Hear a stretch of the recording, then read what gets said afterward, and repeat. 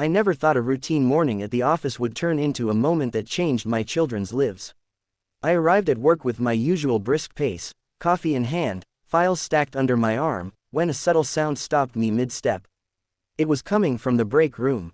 I peeked in, expecting to see someone humming or the radio playing softly, but instead, I found our janitor, Maria, sitting cross-legged on the floor, a bucket in front of her, tapping it in a rhythm that seemed impossibly complex for such a simple instrument. My curiosity held me frozen at the door. What caught me wasn't just her rhythm, it was the way she seemed alive in it, smiling at every beat, her movements flowing naturally, almost like she was conducting an invisible orchestra. I had never noticed her beyond her uniform and cheerful greetings. I wondered if anyone else saw what I saw, until I remembered my children waiting at home. My twins, Liam and Emma, had been born deaf. They communicated through sign language, but music was a world they couldn't access, a vibrant landscape locked behind a door they couldn't open. The thought made my chest ache. Seeing Maria, though, something clicked inside me. Could this be a key? I quietly stepped back to my desk, but her rhythm followed me through the halls, echoing in my mind. That evening, I told Liam and Emma about the janitor who made music with nothing but a bucket. They looked intrigued, tilting their heads in unison. I hesitated, unsure how they would react to the idea of rhythm they couldn't hear. But to my surprise, their eyes lit up. We returned the next day after school, sneaking into the office to watch Maria again. She smiled at the three of us immediately, her hands moving with grace, tapping, clapping, and using her body to create vibrations. Maria noticed the twins' curiosity. She knelt beside them, her eyes sparkling with understanding. She began to show them how to feel the beat through vibrations. She tapped the bucket, placing their hands on it. Slowly, their small fingers began to move in sync with her rhythm. Their faces mirrored amazement as they realized that sound wasn't just in the air, it could be felt. I watched, almost holding my breath, as they discovered a new way to experience the world. Maria didn't speak much, she didn't have to. Her hands, her body, and the bucket communicated everything. It was a language I had never known, one that my children were beginning to understand instinctively. Days turned into weeks. Maria became a fixture in our lives. She visited after school, bringing drums, plastic buckets, and even simple xylophones she had scavenged. The twins grew confident, learning to express themselves through rhythm, slapping surfaces, clapping hands, tapping pencils, even stomping feet in perfect coordination.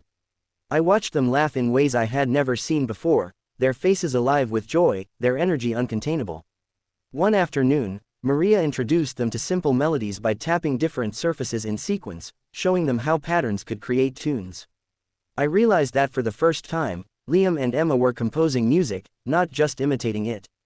Maria encouraged them to create their own rhythms, to feel their own vibrations, and to tell their stories through percussion. They began experimenting, combining fast, frantic beats with slow, dramatic ones.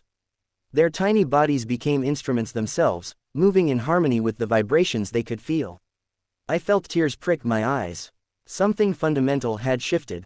My children were finding a voice they had never known, a language beyond spoken words. One Friday, Maria suggested we perform a small piece for the office. My heart raced at the idea. My children had never shared this secret with anyone else. But the twins were eager, their faces shining with excitement. Maria coached them patiently, showing them how to synchronize their movements, how to convey emotions through rhythm, and how to connect with an audience without sound. I watched, stunned, as they practiced tirelessly. Their enthusiasm was infectious. Even the office staff gathered around to watch, drawn by the energy emanating from the room. The performance day arrived, and the twins' tiny hands moved with precision, striking buckets, tapping desks, clapping together in perfect harmony. The office erupted into applause, but the twins didn't hear it, they felt it, the vibrations traveling through the floor and the furniture, enveloping them in warmth and love. Maria smiled, her eyes gleaming, as she witnessed their triumph. I realized that the janitor had not only taught my children music but had also given them confidence, courage, and the understanding that they could connect with the world in ways we had never imagined. Encouraged by their progress, I suggested we record their music. Maria was hesitant at first, but she understood the potential. We set up a simple home studio with microphones and digital equipment, allowing Liam and Emma to experiment freely. Maria guided them, teaching them how to layer rhythms, create dynamics, and explore different textures. Each session brought laughter and creativity, their rhythms became intricate, almost like miniature symphonies. Watching them work, I marveled at the bond they had formed with Maria. She wasn't just a teacher, she was a mentor, a friend, and a bridge into a world my children had never accessed. I realized that her kindness and creativity had opened doors I hadn't known existed. The twins' music began to develop its own personality, playful, daring, and deeply expressive. I listened, imagining what they might feel, and I felt the music in my own chest, resonating in ways that words could never describe. Months passed, and the twins' musical journey blossomed. Maria continued to guide them, encouraging exploration and improvisation. One evening, she whispered, "They don't just feel music, they make it their own." I watched Liam and Emma perform for the first time without any guidance, their movements precise, confident, and expressive. It was magical. Music had become their language, one that transcended hearing, one that connected them to the world and to themselves. Maria stood quietly at the side, smiling, proud but unassuming.